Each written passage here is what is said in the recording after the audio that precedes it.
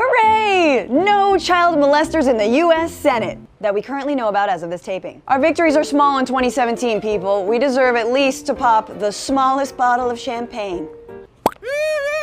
It feels like maybe this country is finally listening to sexual assault victims and all the other batshit crazy things that came out of Roy Moore's mouth. And for those wondering why victims don't speak up earlier, after watching this video, you'll understand why.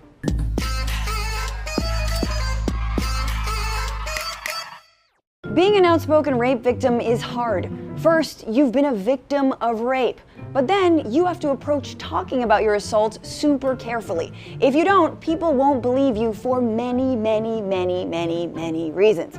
So here are some tips to help you out so you come out of your assault on top. I give you Francesca Fiorentini's guide to being the perfect sexual assault victim. To be the best victim you can be, you can't have appeared like you wanted it. Are we asking for it? You know, by presenting all the sensuality and all the sexuality? Yeah, think about how you're presenting yourself, but also be presentable. Believe me, she would not be my first choice, that I can tell you. Some of them really is unrapeable. When you look, I look at them and go, no, you don't want that. Yes, be the not unrapeable.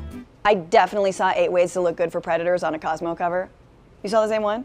Also, if you want to be believed, go public.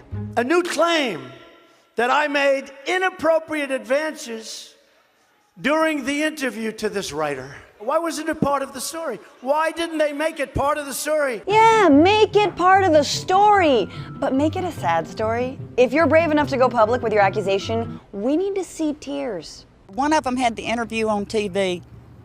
There weren't no tears in her eyes. If it had, her mascara would have run. But don't overdo it. You don't want to come off as an attention whore. A bishop says he's innocent, and the 22-year-old woman who's accusing him of sexually harassing her just wants attention.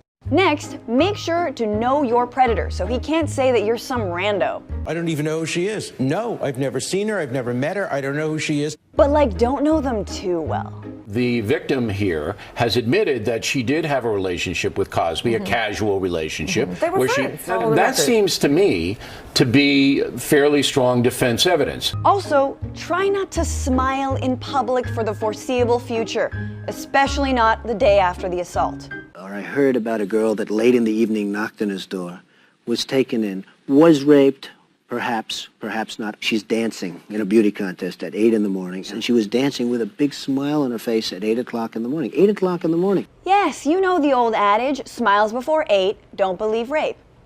If you want to be truly believed, there's strength in numbers. The more of you there are, the more believable. Find a buddy.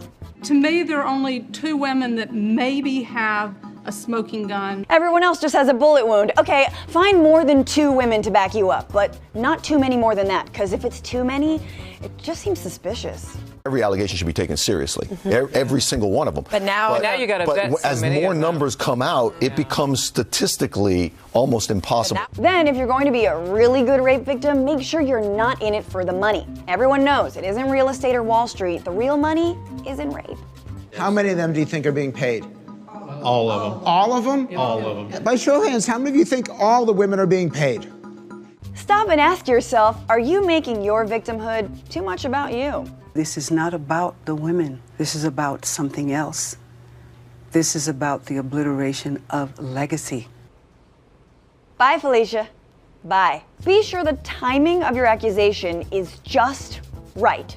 Why now? Why is it all coming out now? Why now? Why 3 weeks before the election? Why wait till now at an election to come forward and say, oh? If he had groped so many women over such a long period of time, don't you think they would have sued him instantaneously? Yes, instantaneously, ladies. What's stopping you? Some institutionalized reporting process that requires a 3-month cooling off period? Testimony today detailed how Congress handles complaints of sex harassment, requiring staffers who complain to first undergo counseling, mediation, and a cooling off period. Yeah, cool off, but don't dilly-dally. Make sure you go to the police and complete a rape kit within 72 hours of the assault at your local police department. The police will take your claim seriously. USA Today Media Network found more than 70,000 untested rape kits around the country. Court! Go to court. Court will always be there for you.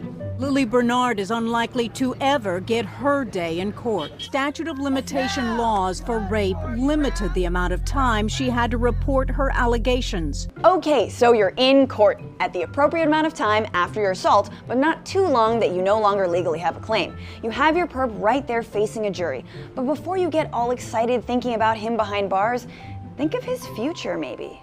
Having a felony record is a tremendous price to pay. When you're 20 years old, there's a ton of stuff you're never going to be able to do. He is suffering even if you don't send him to jail. These two young men that had such promising futures, star football players, very good students, literally watched as they believed their life fell apart. And when justice is served and your rapist is one of the 0.7% of rapists that even get convicted, you can rest assured, perfect victim, that he will get the time he deserves. Judge Persky sentenced former Stanford swimmer Brock Turner to 6 months in jail for the sexual assault of an unconscious woman. High school teacher got only 30 days in prison for raping his 14-year-old student. She later killed herself. In summation, if you're going to be a believable rape victim, don't wear anything sensual, but don't be frumpy and unattractive. Speak out, but not too loudly and after you've cooled off, but don't wait too long. No shorter than 3 months after the incident and at least 3 months before your perpetrator's election and well before the statute of limitations runs out.